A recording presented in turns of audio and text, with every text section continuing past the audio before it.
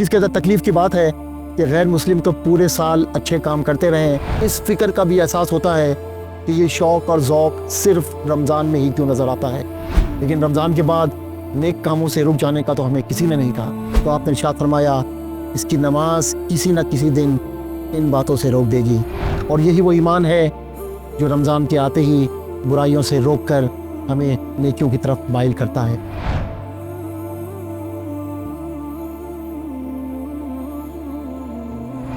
اعوذ باللہ من الشیطان الرجیم، بسم اللہ الرحمن الرحیم۔ السلام علیکم معزز خواتین حضرات۔ رمضان المبارک کا مہینہ اپنے ساتھ بے شمار خوشیاں لے کر آتا ہے، کیونکہ اس ماہ میں اللہ تعالیٰ کی رحمتوں کا خاص نزول ہوتا ہے۔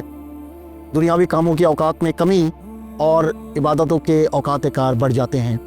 ایک ماہ کے لیے سحر اور افطار کی برکتوں کو سمیٹنے کا موقع ملتا ہے، اور لوگوں میں نیکی کرنے اور برائیوں سے بچنے کا جذبہ بھی بڑھ جاتا ہے۔ خاص طور پر غریبوں کے لیے اس ماہ میں راحتوں کا خاص سامان میسر آتا ہے، کیونکہ مالدار اپنی دولت کے منہ ان کی مدد کی خاطر کھول دیتے ہیں۔ رمضان المبارک میں خوشی کی ایک بڑی وجہ یہ بھی ہوتی ہے کہ اس مہینے مسجدوں میں رونقیں اور بہار آ جاتی ہے۔ نمازیوں کی تعداد میں کئی گنا اضافہ ہو جاتا ہے۔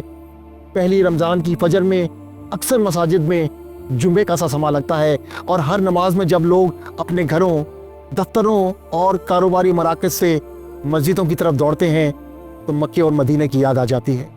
لیکن ان خوشیوں کے ساتھ ساتھ اس فکر کا بھی احساس ہوتا ہے کہ یہ شوق اور ذوق صرف رمضان میں ہی کیوں نظر آتا ہے، یا دوسرے لفظوں میں رمضان کے رخصت ہوتے ہی یہ جذبہ ٹھنڈا کیوں پڑ جاتا ہے۔ مانا کہ روزے صرف رمضان میں ہی فرض ہیں، اور اس مہینے میں کی جانے والی عبادتوں کا ثواب عام مہینوں کے مقابلے میں کئی گنا زیادہ ہے، لیکن رمضان کے بعد نیک کاموں سے رک جانے کا تو ہمیں کسی نے نہیں کہا، بلکہ حقیقت تو یہ ہے کہ رمضان کا ایک اہم مقصد مومن میں روزے کے ذریعے تقویٰ پیدا کرنا ہے، تاکہ وہ پورے سال کے لیے عبادت اور نیکیوں کا عادی ہو جائے۔ لیکن ہم نے تو شاید یہ سمجھ لیا ہے کہ نیکیوں کا مہینہ صرف اور صرف رمضان ہے۔ ایک دوست کا سنایا ہوا واقعہ میری وجہ فکر کو اور زیادہ واضح کر سکتا ہے۔ وہ کہنے لگا، امریکہ میں پڑھائی کے دوران ایک جاپانی لڑکے سے اچھی دوستی ہو گئی۔ ایک دن وہ کہنے لگا، جو تم روزہ رکھ کر رمضان کا پورا مہینہ صبح سے شام تک بھوکے رہتے ہو، اس سے تمہیں کیا ملتا ہے؟ میں نے اسے بتایا کہ روزہ صرف بھوکا پیاسا رہنے کا نام نہیں، بلکہ روزے کے دوران سچ بولنا، ایمانداری سے اپنا کام کرنا، پورا تولنا، انصاف کرنا وغیرہ وغیرہ، اس کے علاوہ ہمیں تمام برے کاموں سے بچنا بھی ہے۔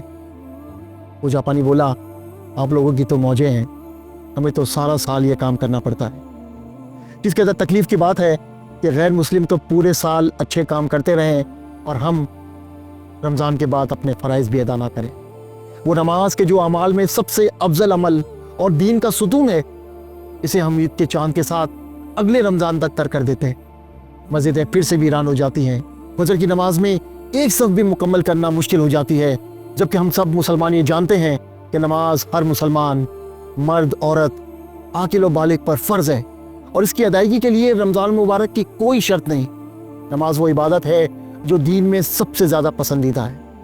رسول اللہ صلی اللہ علیہ وسلم کی خدمت میں ایک شخص حاضر ہوا اور عرض کیا کہ یا رسول اللہ، اسلام میں سب سے پسندیدہ عمل کیا ہے؟ آپ صلی اللہ علیہ وسلم نے فرمایا، نماز کو وقت پر ادا کرنا، اور جس نے نماز ترک کی اس کا کوئی دین نہیں، اور نماز دین کا ستون ہے۔